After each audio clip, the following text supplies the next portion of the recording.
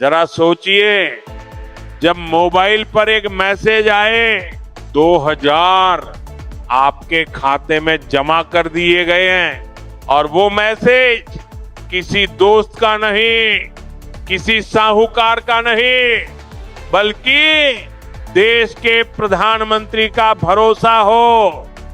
जी हां दोस्तों, मैं बात कर रहा हूं उस योजना की जिसने किसानों की आंखों में खुशी के आंसू ला दिए, उस योजना की जिसने कहा किसान सिर्फ अन्नदाता नहीं, देश की शान है। आज हम बात करेंगे पीएम किसान सम्मान निधि योजना की और इस वीडियो को अंत तक देखिए।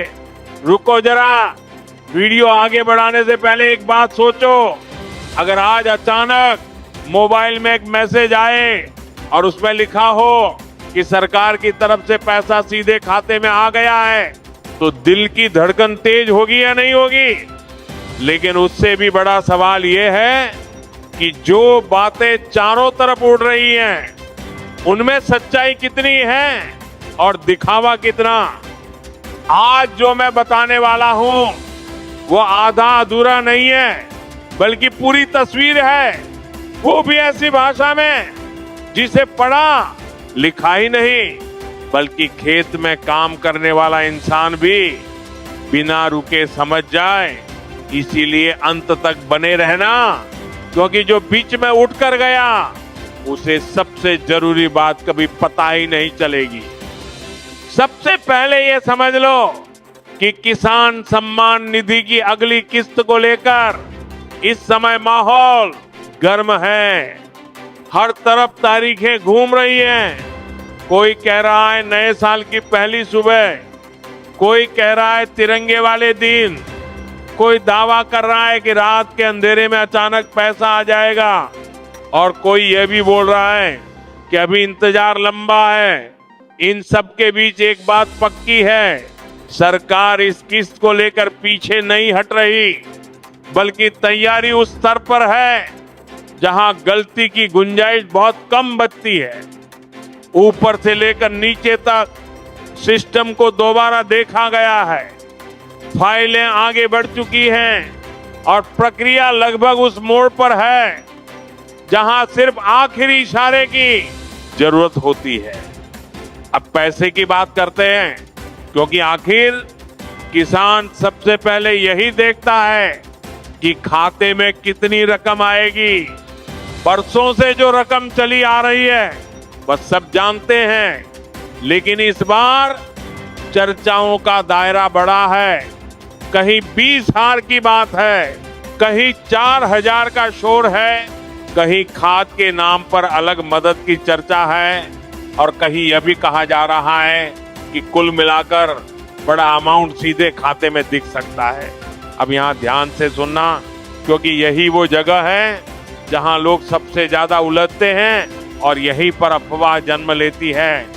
सरकार की योजनाएं एक दिन में हवा में नहीं बनती, इनके पीछे बजट, मंजूरी और सिस्टम की हरी झंडी होती है। इसलिए जो भी दावा सुनो उसे आंख बंद करके मत मानो, लेकिन ये भी मत सोचो कि कुछ भी नहीं होने वाला। पैसा आने का रास्ता भी समझना जरूरी है। ये कोई लिफाफे में बंद होकर नहीं आता, ना ही किसी दफ्तर की सीढ़ियां चढ़ने से मिलता है। ये पूरा खेल डिजिटल है, सीधा खाते में बिना किसी बिचौलिए के। आधार से जुड़ा बैंक खाता, सिस्टम से निकली फाइल और सरकारी पोर्टल की मंजूरी, यही 3 कड़ी है। इनमें से एक भी कमजोर हुई तो पैसा अटक सकता है, और यहीं पर कई किसानों की गाड़ी फंस जाती है। फिर वो कहते हैं कि योजना बेकार है, जबकि असल में गलती कहीं और होती है। अब जरा खुद से पूछो, क्या तुम्हारा नाम, खाता और आधार तीनों एक ही तरह से दर्ज है? क्या ईकेवाईसी पूरी है? क्या जमीन का रिकॉर्ड सही तरीके से जुड़ा हुआ है? अगर इनमें से किसी एक सवाल का जवाब हाँ नहीं है, तो फिर चाहे तारीख आ जाए या रकम बढ़ जाए, खाते में सन्नाटा ही रहेगा। इसलिए जो समझदार किसान है वो पहले अपना स्टेटस देखते हैं, फिर तारीख की चर्चा करते हैं। सरकार का मकसद भी समझो। पीएम किसान योजना भारत सरकार की एक महत्वपूर्ण योजना है, जिसके तहत छोटे और सीमांत किसानों को सालाना 6,000 रुपए की आर्थिक सहायता दी जाती है और यह राशि सीधे किसान के बैंक खाते में 3 किस्तों में भेजी जाती है। पहली किस्त 2,000 रुपए अप्रैल से जून के बीच आती है, दूसरी किस्त 2,000 रुपए अगस्त से नवंबर के बीच आती है और तीसरी किस्त 2,000 रुपए दिसंबर से मार्च के बीच आती है। यानी लगभग हर 4 महीने में एक किस्त आती है। ये पैसा डीबीटी के जरिए सीधे किसान के बैंक खाते में जमा होता है, जिससे किसी भी प्रकार के दलाल या मिडिलमैन की जरूरत नहीं पड़ती और भ्रष्टाचार भी कम होता है। किस्त पाने के लिए सबसे जरूरी है कि किसान का आधार कार्ड बैंक अकाउंट से लिंक हो और पीएम किसान पोर्टल पर उनकी जमीन की जानकारी, बैंक खाते की जानकारी और पहचान से संबंधित विवरण सही तरीके से अपडेट हो।